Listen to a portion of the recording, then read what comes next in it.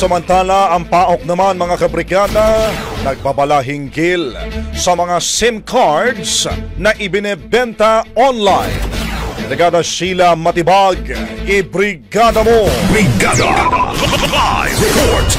Hindi pa rin natatapos ang bentahan ng mga pre-registered SIM card sa Facebook Marketplace na posibleng magamit sa iligal na mga aktibidad. Ayon kay Presidential Anti-Organized Crime Commission o PAOK Executive Director Gilbert Cruz, makikita online ang pre-registered card for sale. Dahil dito, sinabi ni Cruz na mabuting dagdagan ang safety nets kapag nagre-rehistro ng SIM. Dapat anya na bawat SIM card ay may accountable person at hindi pwedeng ibenta ang SIM ng bultuhan. Mababatid na noong Enero, halos 8,000 mga pre-registered SIM cards ang nakumpiska ng PNP Anti-Cybercrime Group, habang 38 naman ang naarestong mga illegal sellers.